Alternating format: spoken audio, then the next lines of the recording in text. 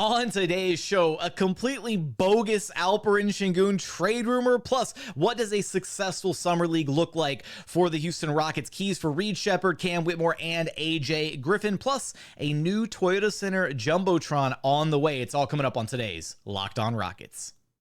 This is Mission Control, Houston. Ignition sequence start. 6, 5, 4, 3, 2, 1.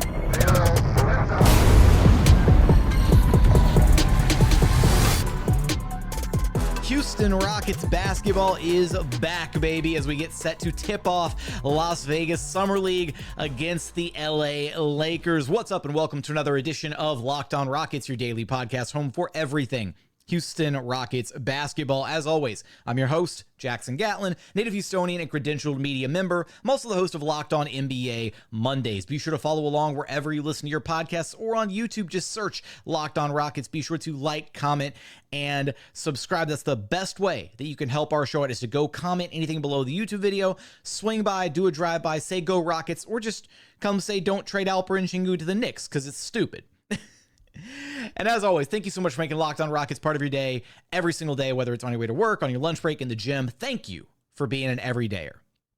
So we're going to get into some Summer League stuff as we are set to tip off Las Vegas Summer League officially. The Rockets set to take on Bronny James and the LA Lakers Summer League squad. Dalton Connect also in there, even though he's probably not going to be featured anywhere near as much on the promo material as Bronny James is throughout his Summer League debut. We're going to get into that, kind of what to expect out of the matchup, what to expect just from Summer League in general, and some keys for, Reed Sheppard, Cam Whitmore, AJ Griffin. What does a successful Summer League look like for those guys and for the Rockets collectively as a group?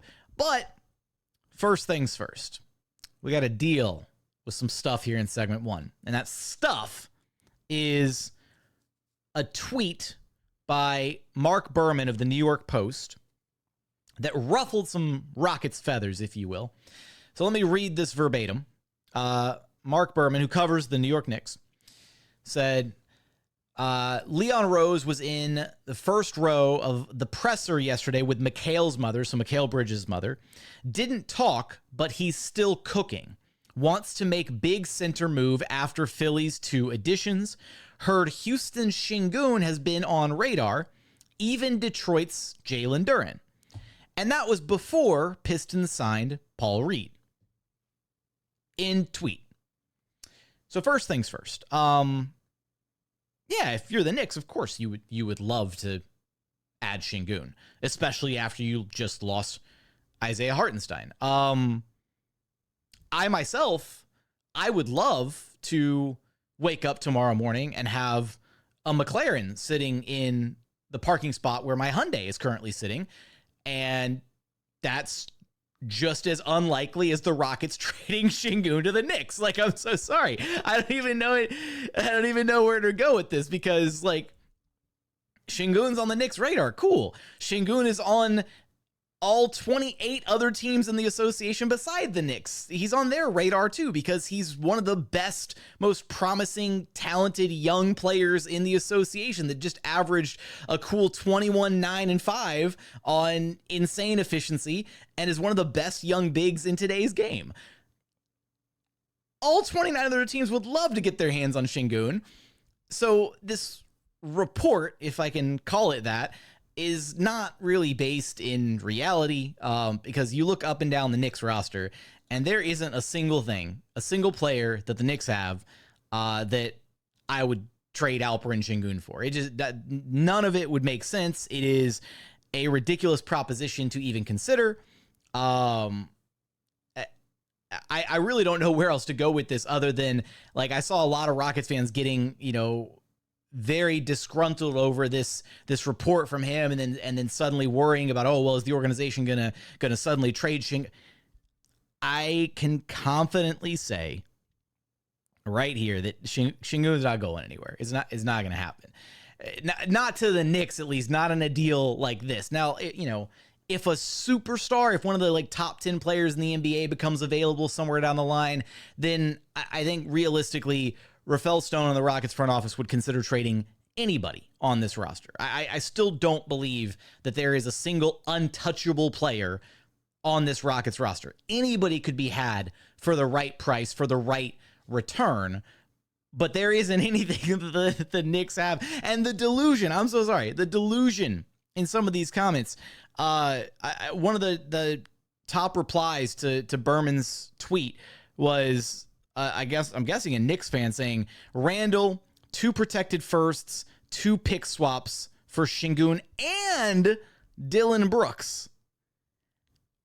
Like, what? And then the follow-up logic. Houston only trades Sengun if it's for Randall, and the money wouldn't work for them unless Brooks is involved. In what world is Sengun for Julius Randle a fair return? Yeah, a couple first, couple pick swaps. Sengun can get you so much more than that. Like, I'm playing devil's advocate now, but like in a hypothetical trade situation, in a hypothetical, if the Rockets were considering moving on from Sengun, he is the type of like cornerstone franchise talent that nets you an established superstar, right? He's the kind of like prospect or trade bait, whatever you want to call it, that should net you an established all-NBA caliber presence from a team that is, imploding, falling apart, whatever star demands a trade. That's the kind of player that Sengun gets you. He doesn't get you a Julius Randle who is coming off of an injury, an injury-ruined season and some future draft capital. That's, again, I could spend a lot of time sitting here talking about why this is stupid and why it makes absolutely no sense, and that the Knicks are just saying stuff just to say stuff, I guess. But I don't even think it's worth the oxygen. I'm batting my microphone around over here if you're watching on YouTube. So I figured I would address it because it did come from a legitimate reporter, somebody who covers the Knicks, somebody who's close to the Knicks, a Knicks insider, if you will. But I don't think that this is based in any level of reality for what the Rockets themselves would consider a big part of their future, right? Sengun is obviously a big part of the Houston Rockets' future. And I know there's been some, frustrations around the lack of an extension, the lack of clarity around his future, Jalen's future, all that stuff. But I feel confident in saying he's not going anywhere, not this offseason, and most certainly not to the New York Knicks. So I figured I would address that here at the top of the show before we get into our fun stuff as we're getting ready to take on Las Vegas Summer League with the Houston Rockets. What does a successful Summer League look like for your Houston Rockets? Some keys for Reed Sheppard, Cam Whitmore, AJ Griffin, a few other news and notes that we're going to get to in the rest of today's show, but we're going to get there in just one moment. First, today's episode is brought to you by eBay Motors. Passion, drive, and patience. The formula for winning championships is also what keeps your ride or die alive. eBay Motors has everything you need to maintain your vehicle and level it up to peak performance. Superchargers, roof racks, exhaust kits, LED headlights, and more. Whether you're into speed, power, or style, eBay Motors has you covered. With over 122 million parts for your number one ride or die, you'll always find exactly what you're looking for. And with eBay Guaranteed Fit, your part is guaranteed to fit your ride every time or your money back. Because with eBay Motors, you're burning rubber, not cash. With all the parts you need at the prices you want, it's easy to make your car the MVP and bring home huge wins. Keep your ride or die alive at ebaymotors.com. Eligible items only. Exclusions apply. eBay Guaranteed Fit only available to U.S. customers. And continuing on here at Locked On Rockets, your daily podcast home for everything Houston Rockets basketball. All right, so let's go ahead and kind of set the table here for Las Vegas Summer League. But what does a successful Summer League look like for the Houston Rockets? Well, it's worth remembering that last year during Summer League, the Rockets wound up going 5-1. They had a chance to win the Summer League championship against the Cleveland Cavaliers. Ultimately, they did not win. Now, that team was coached by assistant coach or lead assistant Ben Sullivan. This year, Rocket Summer League squad is going to be coached by Garrett Jackson. So Ime Udoka entrusting one of his youngest assistants on the staff with the task of running the Summer League squad. It'll be interesting to see how involved all the other assistant coaches are, how involved Ime himself is with the Summer League squad. We know that the Rockets have already, Ime on record and whatnot, they've already alluded to the ability to do some similar things with Reed Sheppard as they currently do with Fred VanVleet. So that's going to be one of the first things that I'm looking forward to in Summer League, is just seeing how the coaching staff decides to use Reed Sheppard, and just kind of how comfortable he looks in this role, right? How much,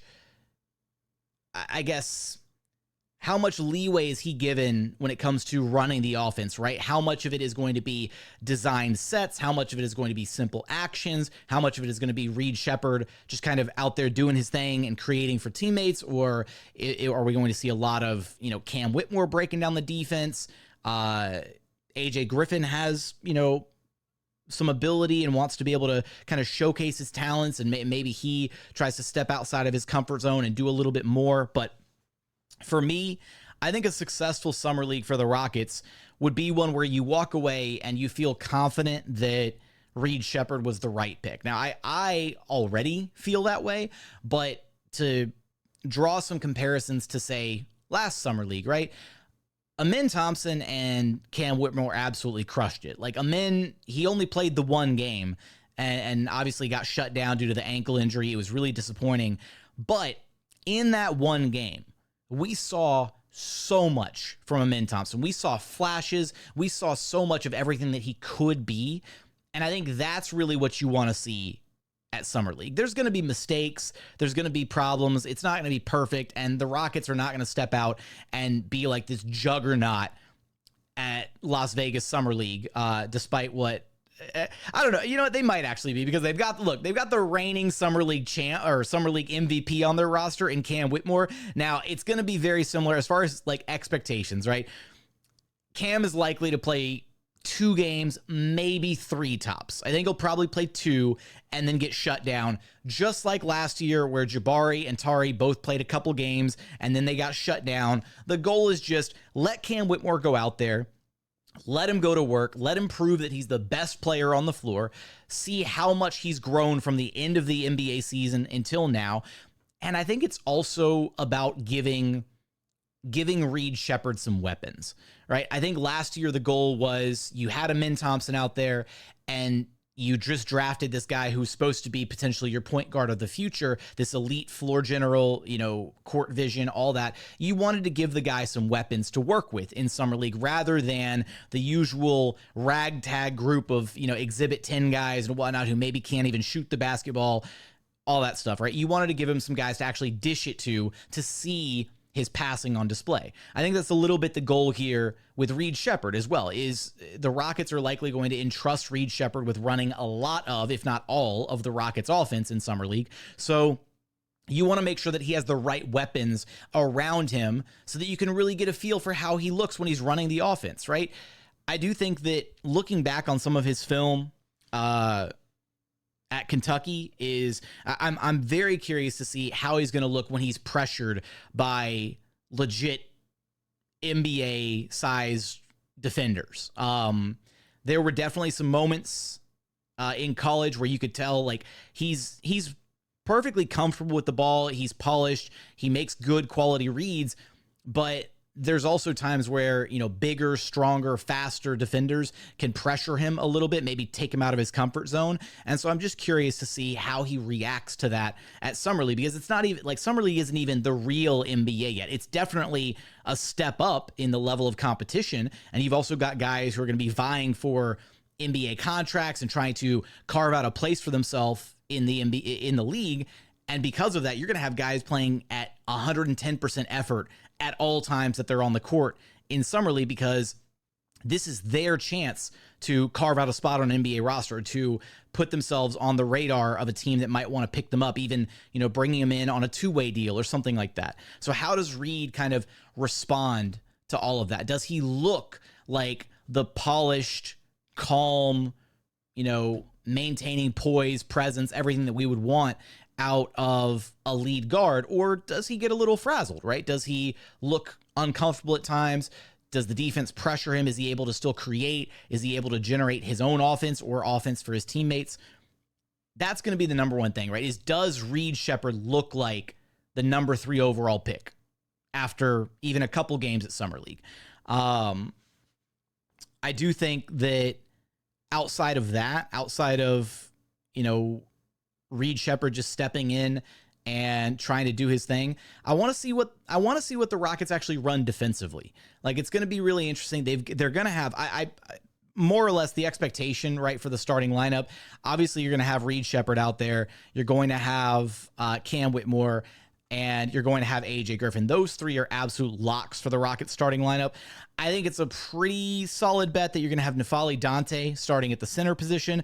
And then that 5th spot, I would say most likely goes to Nate Williams, probably. He's the guy that the Rockets first signed to a fresh 2-way deal this season. And internally, the Rockets really like Nate Williams. He's a hard worker. He gets after it in practice. He's a good, versatile defender. Gives a ton of effort at all times. Makes the hustle plays. The issue with Nate is he's gotten better as an outside shooter, especially throughout the course of last season. I don't know if he'll ever carve out like a permanent NBA roster spot unless he can really get that 3-ball down. But I think that's your likely starting lineup is Sheppard, Williams, Griffin, Cam, and then N'Faly Dante at the center position. So how does that starting lineup look on the defensive end, right? Because the Rockets actually just signed, I should have buried the lead on this one a little bit. The Rockets actually just signed N'Faly Dante to a 2-way contract. I kind of thought that they would wait until after Summer League before committing any more, committing any other players to the other 2-way slots that they have, because you have up to 3 2-way slots on the roster. They gave the first one to Nate Williams. Again, they really like Nate Williams. I kind of thought that they would wait until after Summer League to kind of evaluate the different guys on the roster and then decide, okay, well, this is who we like for a 2-way slot, whatever. But no, they're already really high on Dante apparently, and decided to hand him the 2-way before he even stepped foot in Las Vegas. So that speaks volumes about what they feel about him and what he could potentially bring to this team. So how does this squad look defensively on the floor, right? Are they going to keep their coverages relatively simple? I imagine they'll probably switch a lot of things 1 through 4, maybe even 1 through 5, because Dante can get out there on the perimeter a little bit, move his feet. He's not, a lumbering big man, a drop big or anything. So just kind of seeing what he can bring to the table, because again, he does give the Rockets a slightly different look at that center position than they have with anybody else on the roster. And I mentioned this the other day, talking about, going through some of our mailbag questions and whatnot, but for AJ Griffin, it's still kind of like the curious case of AJ Griffin, I guess, is what we can call it, because coming into the NBA, right, he projected to be a really great 3-and-D wing, and I still think there's that, I still think that's there and very capable for him to achieve. I just wonder, how much of what he went through, the off the court stuff, how much of it is mental, how much of it is, can he work past all that, and what does he ultimately look like on the court, right? Obviously, things really didn't work out once Quinn Snyder took over in Atlanta.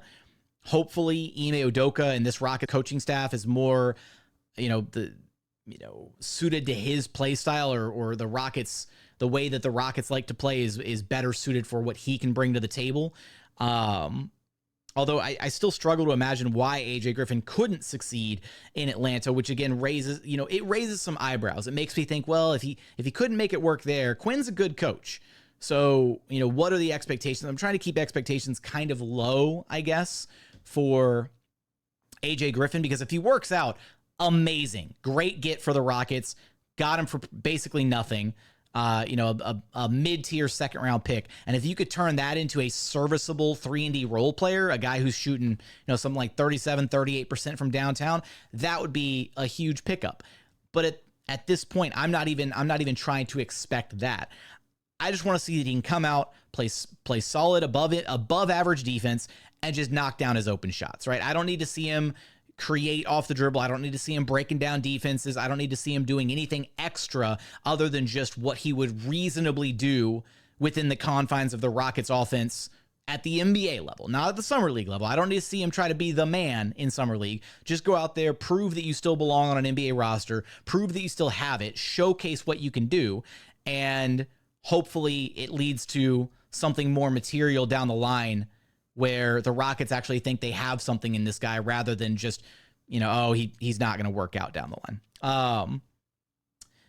I also, as far as AJ Griffin, I don't know I don't know if he's going to play all of Summer League. I don't know if he'd be on the same, limited run as Cam Whitmore. He might be a guy that probably gets more games under his belt just so that the Rockets can get a really good look at him since he hasn't played in so long, versus a guy like Cam where the Rockets already know what they have in Cam Whitmore.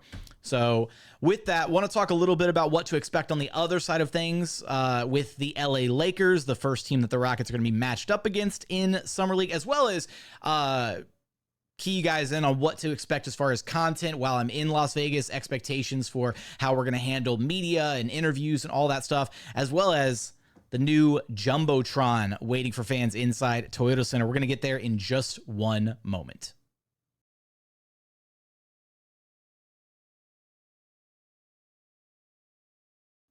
And final segment here at Locked On Rockets, your daily podcast, home for everything Houston Rockets basketball. All right, so on the other side of things for the LA Lakers, here's my best guess as to their starting lineup. We know that Dalton Connect is going to start. We know that Bronny James is going to start. Those are the two guaranteed names. I'd say Castleton will probably start at their 5 spot. And then Maxwell Lewis and Sean East probably rounding out the rest of the roster. Look, we already know that this game is going to be gassed up like crazy because of Bronny James. And all the spotlight is going to be on what Bronny James does or does not do on the basketball court. And in a way, I'm actually, it's twofold. I'm frustrated because I feel like I'm going to be in the stadium watching the game, right? I can almost guarantee on the broadcast for the game, it's going to be all about Bronny James. It's going to be all about him and his relationship with his father and what it means to the Lakers and all this. And it's going to be one of those really painful narratives that just drags on all throughout Summer League. Don't get me wrong. It's a cool thing. I'm glad that Bronny James made it to the NBA. I'm glad that he's the first father-son duo with LeBron. It's cool. It's already a very tired storyline, and all the TV stations and national channels and stuff, they're going to beat that thing to death, and we're going to be exhausted by it. I can already guarantee you, if you're watching the game on TV, you're going to be exhausted by whatever they're saying about Bronny James by the second quarter. With that though, the positive, so that's the downside of facing the Lakers and Bronny James here in game 1.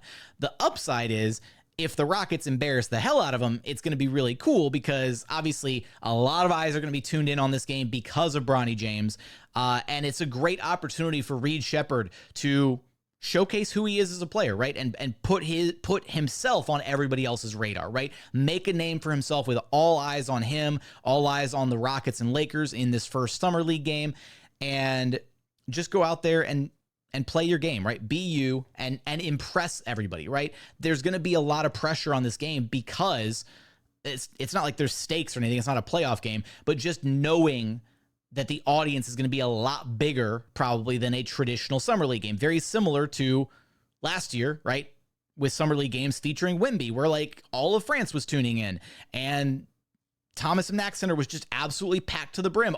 There were people sitting in the upper section of the seats in Thomas and Mack Center last year because of Wemby. Now, I'm not saying that Bronny James has the same draw as the generational talent that is Victor Wembanyama, but I'm saying similar principles kind of apply.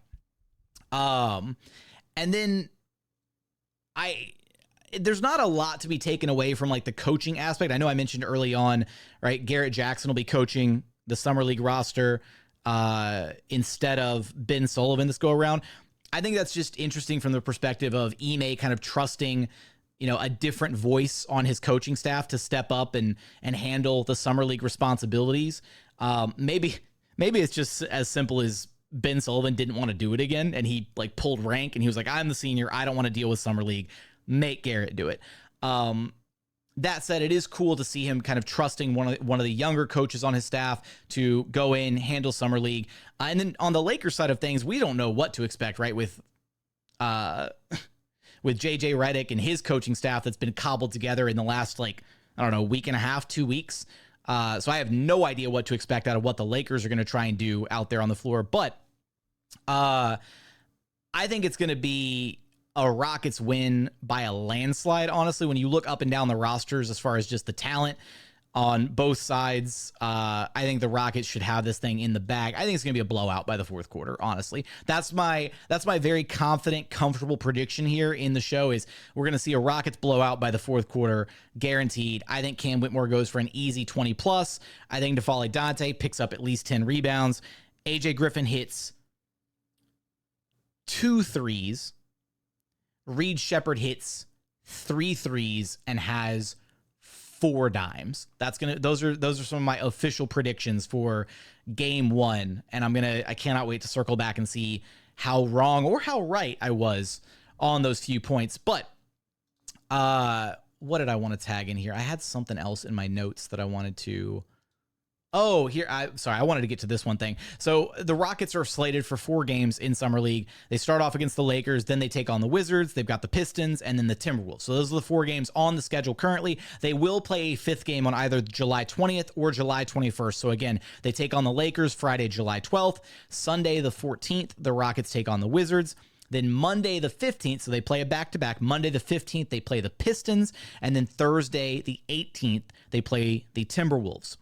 And again, they'll get a 5th game on either the 20th, Saturday the 20th, or Sunday the 21st, a little bit later. And then potentially a 6th game if they make it to the championship round. Of the games that the Rockets are currently slated for, I think that I'm honestly most excited for the Pistons game of all of them. Even though Cam Whitmore might not be playing by the time the Pistons game rolls around, because that'll be the 3rd game of Summer League, there's something about the Rockets-Pistons rivalry that just runs really deep now. There's something about when those two teams meet up, it's just, I feel like fireworks kind of start going off, and I would love for the Rockets to be able to show up the Pistons at Summer League and have Reed Sheppard just out there dog-walking guys. But at the end of the day, that's the game that I'm most excited for. I'm curious to know your thoughts. Which of the 4 games on the schedule right now you are most excited to see? It might just be the Lakers game, right? First one out of the gate. Obviously, it's really exciting getting Summer League underway. So maybe that's your most excited, the one that you are most excited for. And I am interested to see who they're going to ultimately pair the Rockets up with for that 5th and final game, because they don't see the Spurs at all. Because I was like, a Stephon Castle-Reed Sheppard matchup would be awesome. They also don't see the Hawks at all, so no Zachary Risache there. They will see the Wizards, so that's Alex Sarr.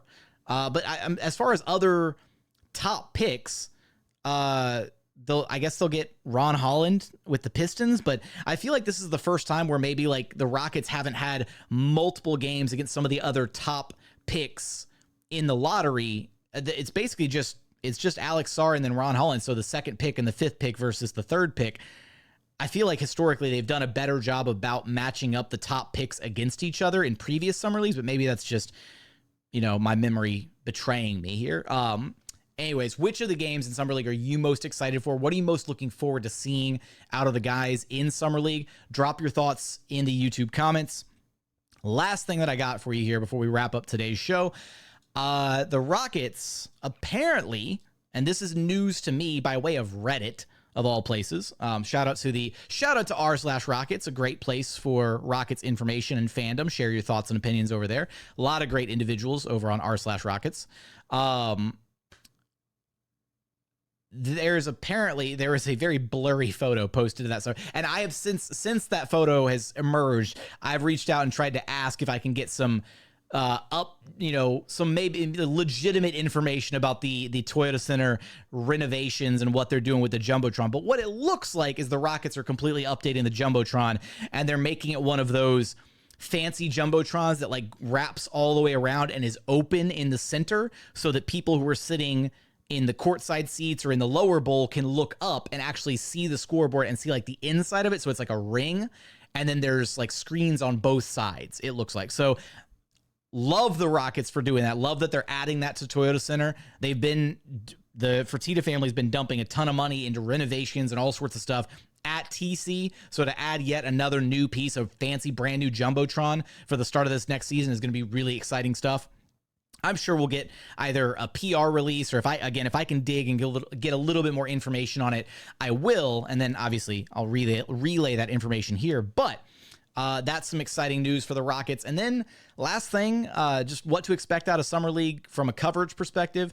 I'll be there for the first 3 games that the Rockets play. And of course, we'll have the post-game interviews with Coach Garrett Jackson and the players and everything posted to the YouTube channel. If the Rockets conduct a practice in Las Vegas, I'll try to attend that and kind of see if we can scoop anybody there. Last year, we managed to get Fred VanVleet and Dillon Brooks at Las Vegas Summer League because those acquisitions happened. The signings happened over the summer, and there was no official introductory press conference. Now, the Rockets don't have a major acquisition this offseason to unveil to the fans, so I doubt we get any current players or anybody in an official capacity as far as getting them in a media scrum or an interview or something. But it will be a really cool opportunity to just see how like for example how Reed Sheppard handles answering questions in a scrum, right? He seemed really calm, cool, and collected, very professional during his press conference. But how does he handle himself after a big win or a really disappointing loss, right? Does he own up to mistakes that he made, or does he brush off the things that he does? And so just kind of getting a feel for who he is as a person and answering questions and kind of owning up to the media about whatever happened in the games. It's a cool experience to start, like for me, right, start building those relationships with the players, but just kind of understanding their personalities and how they're going to answer certain questions and all that good stuff. So that's what to expect from Summer League. I am curious, all your thoughts, your feelings. What are you expecting out of Summer League? What do you want to see out of Summer League? Let me know in the YouTube comments. But as always, thank you so much for checking out the show. If you haven't done so yet, please consider subscribing wherever you listen to your podcasts or on YouTube. Just search Locked On Rockets, like, comment, subscribe, all that good stuff. And if you're listening on Apple Podcasts, 5-star review helps us out tremendously. But as always, thank you so much for watching. Thank you so much for listening. And we look forward to having you back right here at Locked On Rockets, your daily podcast home for everything Houston Rockets basketball.